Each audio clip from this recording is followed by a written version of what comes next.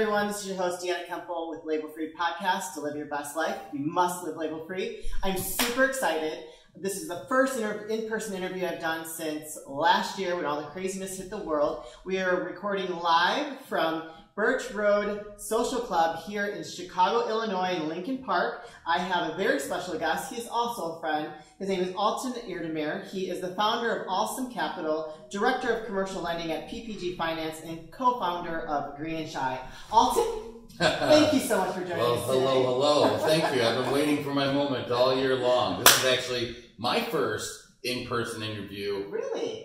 First interview all year long, maybe. Wow. No, I've done a couple podcasts, but it is great to be able to, talk to someone, see someone, face to face, actually know that they're fully clothed and not wearing boxers. All the Zooms that we've been on, you don't know what they're below the waist. You never know. That's a popular joke now, but it is great. And of course, you would find one of the coolest little social clubs to be able to do a live podcast. With everything going on, this place, it seems pretty cool. They allow you to do work here, yes, as well as host your own little interviews. We're doing a shameless plug for them right now because they are letting us record here. As you can see behind us, it is awesome. You get to reserve your space. You get to have a wine locker. It's very, very, very cool. So yeah, absolutely. So Altan, can you introduce yourself to the audience and tell them a little bit about your background? I'd be delighted to. So I am Altan Erdemir. Hello. I am someone that really thrives on two things: sales and funding. If you have sales and funding, you're going to succeed across the board. And what I teach people, you can't really teach funding. It's either you're qualified or not. But on the sales side, people think that sales is only pitching someone. Yeah. Sales is everything. You do a great job of the end of sales. Your face is everywhere. You have your brand. Yeah. That's sales. Yes. So what things have transpired over the last 12 months makes it even more knowledgeable that people use those skills to represent themselves. And that's kind of what I am. I fight for the underdog. I help the entrepreneurs get their ideas all the way up to the big ideas that are functioning the big companies and need the funding. Because if you have the sales background and the access to capital, your entrepreneurship is going to skyrocket. Sure, and I don't think a lot of people really understand that. But let's go back into your background a little bit. So you came from the corporate world, right? Oh yeah. If you remember, Wolf of Wall Street or Boiler Room. My first job out of college was commercial lending. I did insurance, and actually, a lot like right now, the crash of the commercial lending, the travesty that happened there, provide opportunity for me to grow. Sure. And that's what it's all about. It's about adapting. So I packed up everything, got a job, and I was literally, if you've seen those movies, they have 100 people sitting in rows of desks, arguing on the phone. Was that you? That was me. No, I can't picture that at all. Can you imagine telling people that you're talking to someone that's selling their house? Yeah. I'm, 22, and they're 65. Yeah. Tell them, why haven't you done anything yet? Holding them accountable, and I thought it was no big deal back then, but these are the the little finer points of sales. And I attribute that job that I thought sucked at the time to some of the great foundations as to why I'm good at sales now. Sure. I would agree with you. But so I really love your story, and I think that that's really important for people to hear that. Mm-hmm. And this is a common thread with a lot of my guests, and that's why it's called Label Free. We try to break out the societal standards, what society expects of us. Have the white picket fence, have the 9 to 5, have the 3 kids and 2 dogs, or what have you. And you've got your hands in many different things. I like a lot of cookie jars. But, that's the whole thing is right now, that idea of one job, one income, one career, 30 years, it's dead. Yeah. Well, it's not dead. If you own your company, that's exactly what can happen. Yeah. But if you're dreaming about working for someone else, you're working towards their dreams, right? Yeah. And that doesn't say you can work for someone and still, pursue your dream. There's a lot of companies out there that have that work-life balance, right? Sure, yeah. But nowadays, people find themselves having these dreams. They want to start their own web design company. They want to do a construction company. They want to, explore some of the other industries like cannabis. Yeah. But they're still working for someone, and that's great. Yeah. Unless you don't have a plan to kind of cut that cord and go off to yourself, right? Yeah. And that's really where you grow. That's how I grew. Once you realize that you're doing a lot of work, and in commercial banking and investing, you get a percentage of a percentage of a percentage. Sure. So if you're getting 2% of $2 million, and that's what the company gets, and you get 5% of that. You make yourself realize, well, shoot, if I did this myself, I'd get that whole amount. Let me cut them out. I can do it. I know how to do it. So that's awesome. Was that a scary step for you to like break away from corporate and start your own businesses? Well, I kind of didn't have a choice. Oh. The reason I started it is I ran an office for a company in Dubai, a great company, but they needed an office over here to bring deals over there. Probably one of the best opportunities as far as growth, because on the international side, business, there's travel, there's a lot of people that you're connected to. Sure. But when they come about and say, hey, we're shutting this office down, move to the Middle East or go, you can't really make that kind of a decision like, all right, I'm going to the Middle East overnight, So I was just like, well, shoot. I have all these connections. I have people. I mean, that's when we started Greeninchi, because the cannabis market was just getting legalized here. Yeah. But that's really where the opportunity found. I mean, I spent the first 6 months going, why isn't anyone hiring me? I have this awesome resume applying for these top jobs, but they still, it's a culture that you can't control as far as the hiring process, right? It's really about who you know. So then you start going to the consultancy route, and boom, wait a minute, I can make just as much money being a consultant, doing what I was just doing, but finding my own clients? Yeah. I mean, obviously it's a lot harder than that, but it is a lot harder, you get the idea though, it's a lot more freer. So how long so what came first, the founder of Allsome Capital? Well, that's kind of a consultancy, the Greeninchi with the group that we know. In fact, we were on the networking show, that we had something good. We brought the cannabis side, they had the event side, it was a great partnership. That came right about the same time as Allsome Capital, because with that same industry, right, there's a need for banking, security, financing, and I already had the background with it because director of commercial lending at PPG Finance, we fund everything. I mean, that's the thing. If you're able to find out that you wanted to go into construction, right, and there's options for you to buy your first home to flip, that's helping people get in there. There's options right now that you can get a PPP loan so that you can help your employees and keep your employees, while also getting an SBA to buy the building so you don't have to pay rent. Hear that? That's working smart, right? Yeah, for so sure. That's kind of the angle I take, and they all go together, because if I can provide funding, well, now these cannabis companies on the other side that I focus on, they have safe banking. They don't have trash bags full of cash in the back room, right?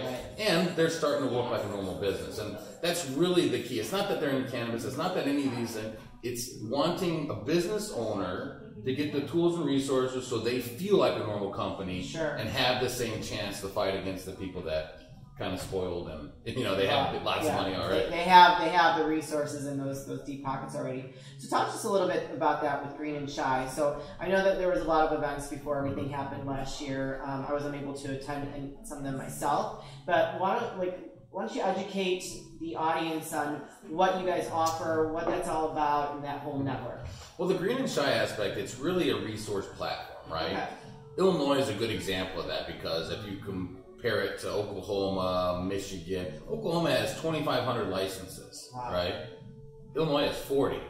And they did $1 billion in revenue last year, right? So we're a little bit behind as far as the ability to compete with them, but that means that there are people waiting for their licenses to be approved. I don't agree with the system and the time frame, but there's another 150 licenses that we've been waiting on for over a year to go through the process, right?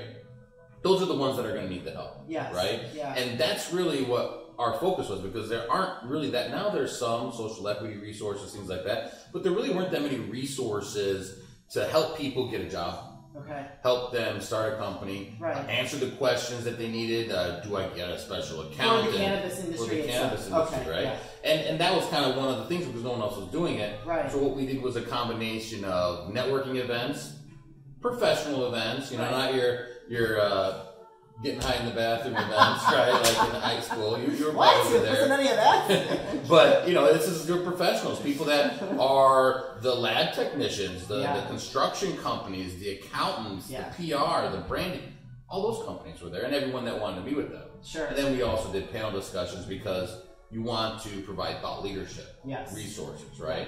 And that was all well and dandy, but obviously, they got shut down, and we actually did fireside chats for a little while as well. And what we found was that allowed us to provide resources on an inbound basis, right? We were telling everyone what we did, but it was enough that people, well, maybe we should ask Greeninchi, right? And now it became a system of trusted, vetted sources, because if they needed banking, I could help them. If they needed accounting, we had someone that can help them. We could have someone like Dan, my other counterpart, help them with job research and placement and stuff like that. So there's a lot of different aspects that each one of us provided, and that's kind of where my Allsome Capital would provide support, because you got to have a cannabis-friendly bank, you got to have funding. So real quick, before I forget, so is there a limit on the amount of licenses that a state will provide people? That's state by state. Okay, so what is the cap here in Illinois?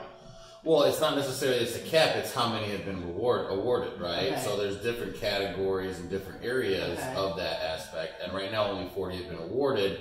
There's 75 more that are still waiting for their lottery, and there's 5,000 people that have applied. What?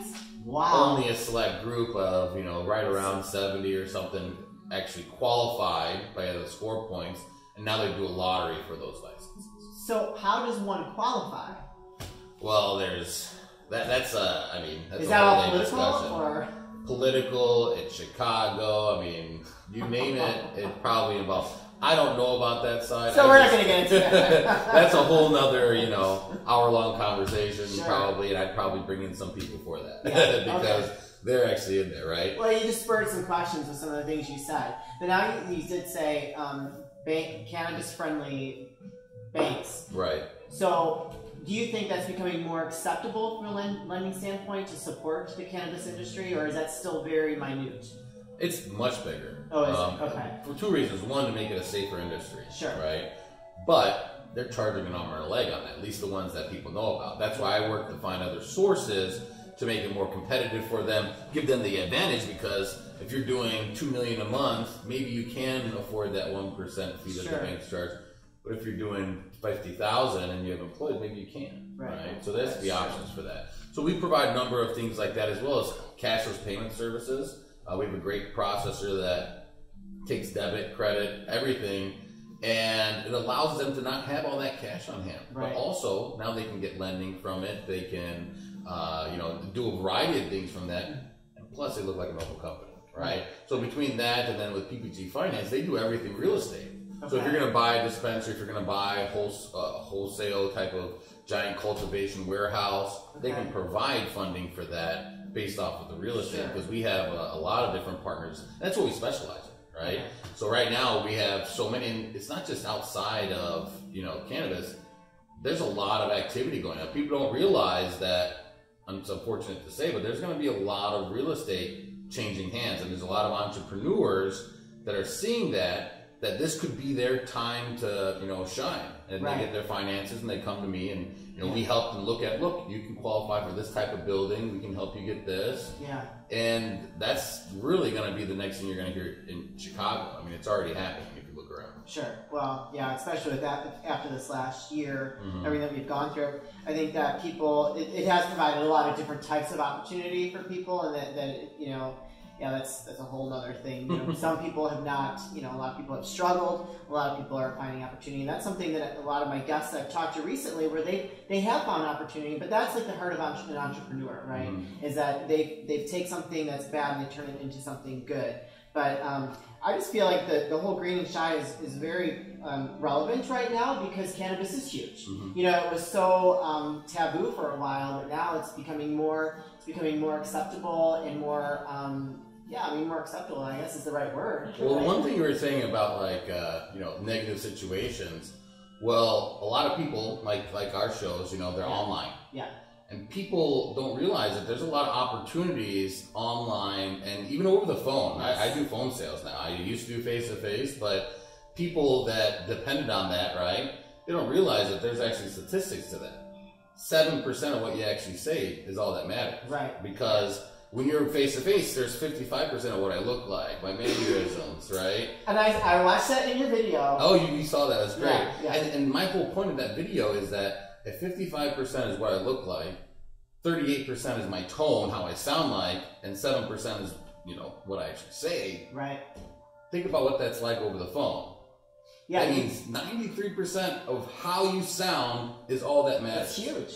So when you go to your label, free podcast, that's your branding. Yes. How you want to sound. Yeah. Obviously, say truthful things all the time, but you can tell someone's passionate about their idea, about how they sound.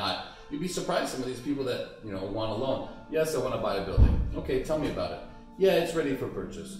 All right, pitch me on it, right? Hi, what's the reason? What's driving you to do it? Like, give me something so I can fight for you. But these entrepreneurs now, some of them get it, and like you're very passionate. It comes out in your voice. As someone picked up the phone from you, they would want to talk to them. I think you have more meetings this afternoon even in your book, right? And there's a reason for that. There's a reason for that, and that's kind of what I really push. Whether it's lending, cannabis, remember what you do. Think about what it is that make you passionate, and make that go through your voice. Let me hear that, because more than likely we're not going to be meeting in person for a while. So work on that, and that's really your tone, your tempo, your volume, and your rate. And you can add that link if you want. That's free class for everybody. I will totally add all his links. That was some really good piece of advice right there, because we sell in every area of our life. It doesn't matter if you're in sales or not. At some point during the day, you're selling yourself somewhere. And, whether it's in your personal life, in your business life, or what have you, you are selling at some point. It just depends on where it's at. Can you please give the audience the links to where they can find you if they want to reach out if you're interested in getting involved in the cannabis industry? He's a wealth of knowledge. There's tons of resources.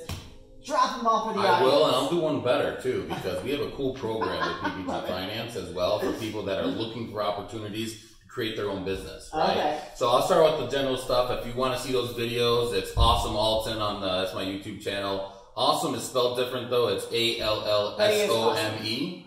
All of us have dreams. Some of us pursue them is the idea behind that. But Greeninchi.com, that's our cannabis resource platform. Allsome Capital, again, Allsome Capital.com is the cannabis banking. And then PPG Finance, that's where you can get pretty much any type of funding for any type of commercial, and they even have a mortgage company as well. But the program that I have is, we're actually looking to expand nationwide. So if you're someone that wants to get into the real estate side, into the insurance side, into the lending side, we actually have a training and onboarding and getting you hired type of program that we're going to be launching, so those people that have been sitting there seeing people close loans and close real estate, they can actually do that and build their own company as well. I have a question though. What about, so if you offer financing, what about people that are interested in getting into franchises?